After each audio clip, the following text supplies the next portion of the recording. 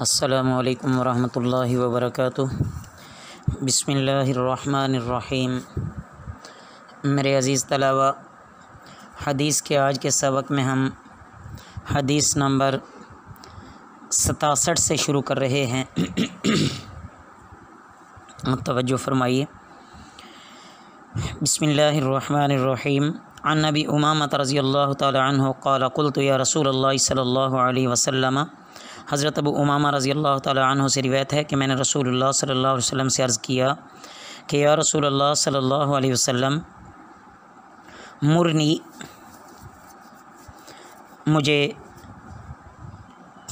مرنی بھی امر، مجھے کسی کام کا حکم فرمائیے، کسی عمل کا حکم فرمائیے، ینفعنی اللہ بہ، کہ جس سے اللہ تعالیٰ مجھے نفع دے۔ قال علیک بالصوم فانہ لا مثل لہ۔ آپ صلی اللہ علیہ وسلم نے ارشاد فرمایا، روزہ رکھا کرو، اس کی مثل کوئی بھی عمل نہیں ہے۔ من وجہ روزے کو فضیلت حاصل ہے۔ کہیں کسی عمل کی فضیلت آپ صلی اللہ علیہ وسلم نے بیان فرمائی، کہیں کسی عمل کی بیان فرمائی، تو وہ من وجہ باقی سے اس وقت جو آپ صلی اللہ علیہ وسلم فرماتے ہیں وہ افضل ہوتا ہے۔ اس لیے اس حدیث مبارکہ میں روزے کے عمل کے بارے میں فرمایا گیا ہے کہ تمہارے خاص حالات میں تم کو اسی سے زیادہ نفع حاصل ہوگا۔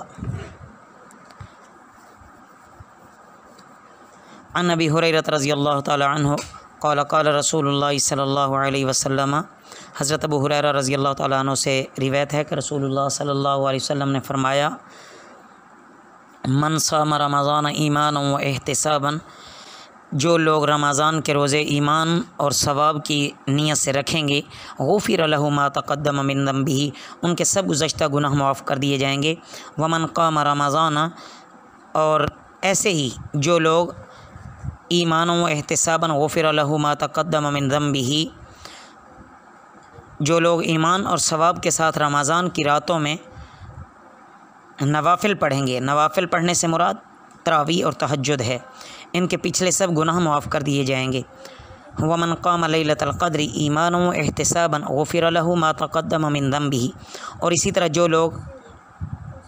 شب قدر میں ایمان اور ثواب کے ساتھ، ثواب کی نیت کے ساتھ نوافل پڑھیں گے، ان کے بھی سارے پہلے گناہ معاف کر دیے جائیں گے۔ مطلب یہ ہے عزیز طلباء کہ ایمان اور احتساب یہ خاص دینی اصطلاحیں ہیں۔ مطلب یہ ہوتا ہے کہ جو نیک عمل کیا جائے اس کی بنیاد بس اللہ اور رسول کا ماننا ہو، اور ان کے وعدے پر یقین ہو، اور ان کے بتائے ہوئے اجر و ثواب کی امید ہو، اور اس کے علاوہ اور دوسرا کوئی جذبہ بھی نہ ہو۔ عن عبداللہ بن عمرو رضی اللہ تعالی عنہ ان رسول اللہ صلی اللہ علیہ وسلم قال، حضرت عبداللہ بن عمر رضی اللہ تعالیٰ عنہ سے روایت ہے کہ رسول اللہ صلی اللہ علیہ وسلم نے فرمایا،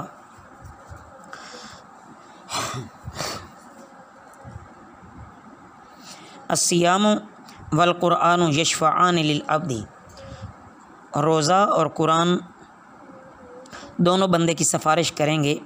یقول الصیام، روزہ کہے گا، اے ربی انی منعتہ الطعام والشہوات بالنہار، اے میرے پروردگار، میں نے اس بندے کو کھانے پینے اور نفس کی خواہش کو پورا کرنے سے روکے رکھا دن میں، فشفعنی فیہ، میری سفارش اس کے حق میں قبول فرما۔ ویقول القرآن، اور قرآن کہے گا، منعتہ النوم باللیل، میں نے رات میں اسے سونے سے روکے رکھا، فشفعنی فیہ، میری سفارش اس کے حق میں قبول فرمائیے، فیشفعانی،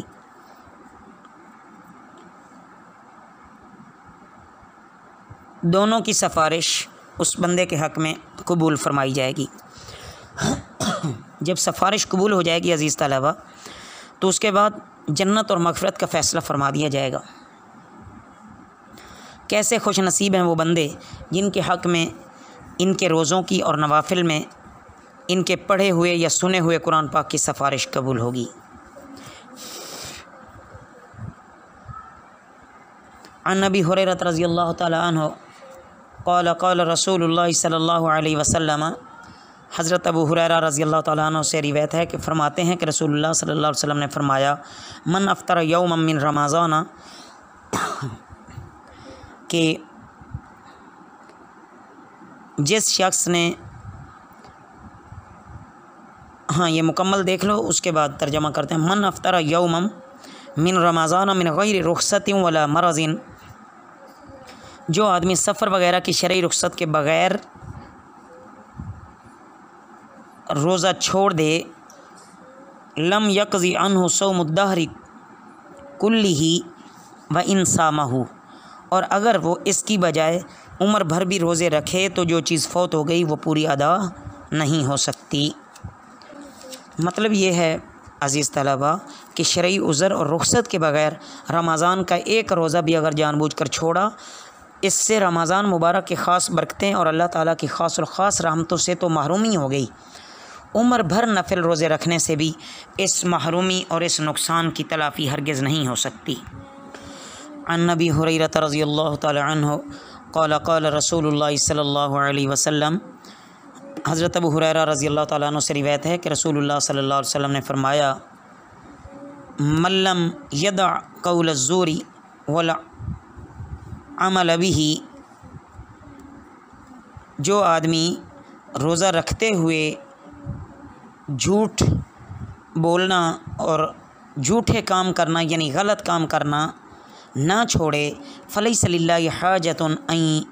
یدع طعامہ و شرابہ، تو اللہ کو اس کے بھوکے پیاسے رہنے کی کوئی ضرورت نہیں ہے۔ مطلب یہ ہے کہ اللہ کے ہاں روزے کے مقبول ہونے کے لیے ضروری ہے کہ آدمی کھانا پینا چھوڑنے کے علاوہ دوسرے گناہ کے کام بھی سارے چھوڑ دے اور سارے اعضاء کی حفاظت کرے۔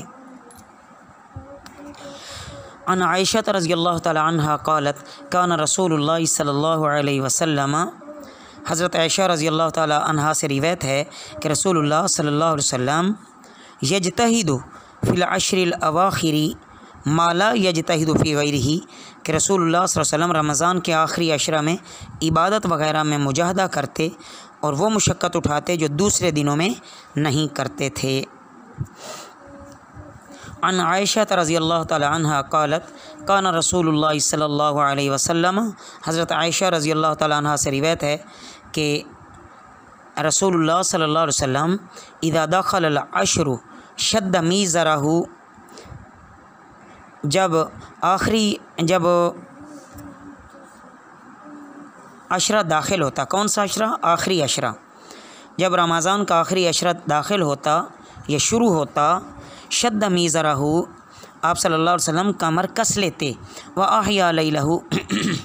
اور شب بیداری کرتے، وَأَيْقَظَ أَهْلَهُ، اور اپنے گھر کے لوگوں کو بھی جگا دیتے۔ مطلب یہ ہے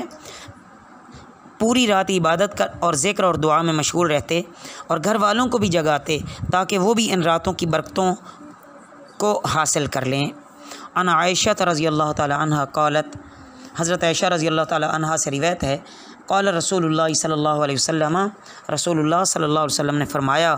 تحروا لیلۃ القدر فی الوتر من العشر الاواخر من رمضان، حضرت عائشہ رضی اللہ تعالیٰ عنہ سے روایت ہے کہ رسول اللہ صلی اللہ علیہ وسلم نے فرمایا کہ شب قدر کو تلاش کرو رمضان کی آخری 10 راتوں میں سے طاق راتوں میں۔ مطلب یہ ہے کہ شب قدر زیادہ تر عشرہ اخیرہ کی طاق راتوں میں سے کوئی ایک رات ہوتی ہے۔ یہ تعیین اس وجہ سے نہیں کی گئی کہ بہت سے لوگ بس اسی رات میں عبادت کرتے اور باقی میں عبادت کا اہتمام نہ ہوتا، اس لیے جتنا زیادہ سے زیادہ عبادت ہوگی اتنا زیادہ سے زیادہ رمضان کے فضائل و برکات حاصل ہوں گے۔ عن زر بن حبیش رضی اللہ تعالی عنہ قال سألت ابی بن کعب، زر بن حبیش جو اکابر تابعین میں سے ہیں رحمہ اللہ بیان کرتے ہیں کہ میں نے حضرت ابی بن کعب رضی اللہ تعالی عنہ سے دریافت کیا،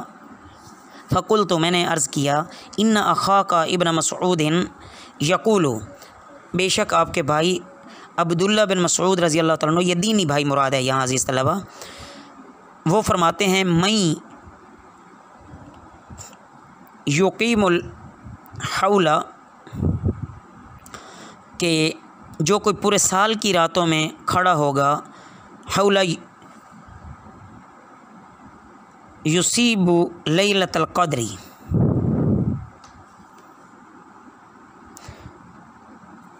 اس کو شب قدر نصیب ہو ہی جائے گی۔ فقال رحمہ اللہ، حضرت زر بن حبیش رحمہ اللہ کہتے ہیں ارادہ اللہ یتقل الناس،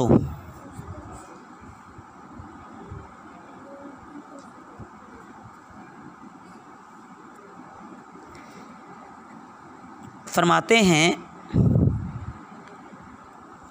کہ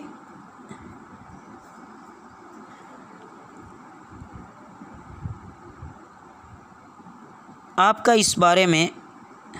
کیا ارادہ ہے یا کیا ارشاد ہے؟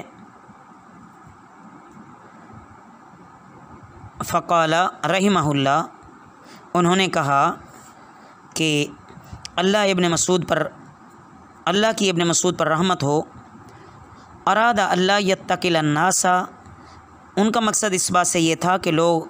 قناعت نہ کر لیں، توکل نہ کر لیں، ورنہ انہ قد علم انہا فی رمضان وانہا فی العشر الاواخر،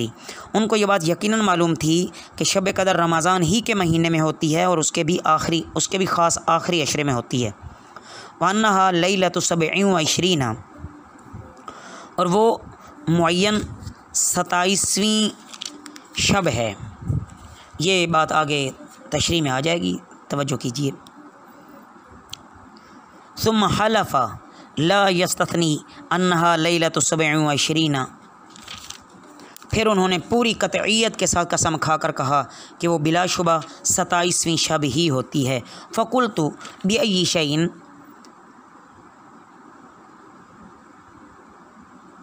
میں نے عرض کیا یہ آپ کس بنا پر فرماتے ہیں؟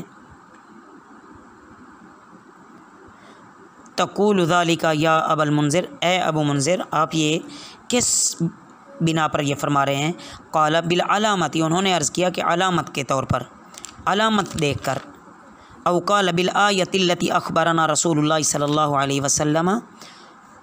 اس بات کی نشانی کی بنا پر کہتا ہوں جس کی رسول اللہ صلی اللہ علیہ وسلم نے ہم کو خبر دی تھی،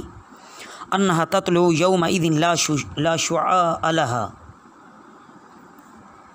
اور وہ یہ کہ شب قدر کی صبح کو جب سورج نکلتا ہے تو اس کی شعاع نہیں ہوتی۔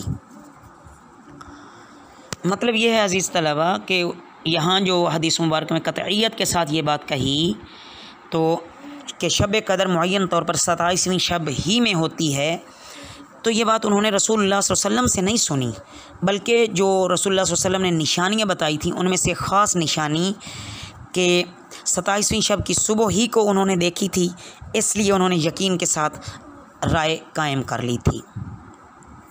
رسول اللہ صلی اللہ علیہ وسلم نے کبھی تو یہ فرمایا کہ اس کو آخری عشرہ میں تلاش کرو، اور کبھی فرمایا آخری عشرہ کی طاق راتوں میں تلاش کرو، کبھی ارشاد فرمایا کہ آخری عشرہ کی 5 طاق راتوں میں سے 4 یا 3 راتوں کے لیے فرمایا۔ بہرحال آپ صلی اللہ علیہ وسلم نے کسی خاص رات کی تعین نہیں فرمائی۔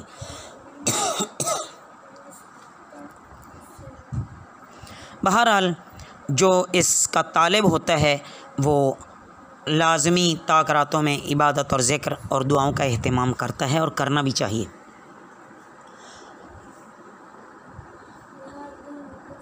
عن انس رضی اللہ تعالیٰ عنہ قال قال رسول اللہ صلی اللہ علیہ وسلم، حضرت انس رضی اللہ تعالیٰ عنہ سے روایت ہے کہ رسول اللہ صلی اللہ علیہ وسلم نے فرمایا، اذا کان لیلۃ القدر، جب شب قدر ہوتی ہے، نزل جبرائیل علیہ السلام، جبرائیل علیہ السلام نازل ہوتے ہیں، فی کبکبۃ من الملائکۃ، فرشتوں کے جھرمٹ میں، یصلون علی کل عبد قائم، اور ہر اس بندے کے لیے دعائے رحمت کرتے ہیں جو قائم او قاعد، یذکر اللہ عز و جل، جو کھڑا یا بیٹھا اللہ کے ذکر و عبادت میں مشغول ہوتا ہے۔ اللہ ہمیں ان تمام احادیث پر صحیح عمل کرنے کی توفیق عطا فرمائیں، اور ہر رمضان میں اللہ رب العزت ہمیں یہ تمام کے تمام فضائل حاصل کرنے اور کوشش کرنے کی توفیق عطا فرمائیں۔ وما علینا الا البلاغ المبین۔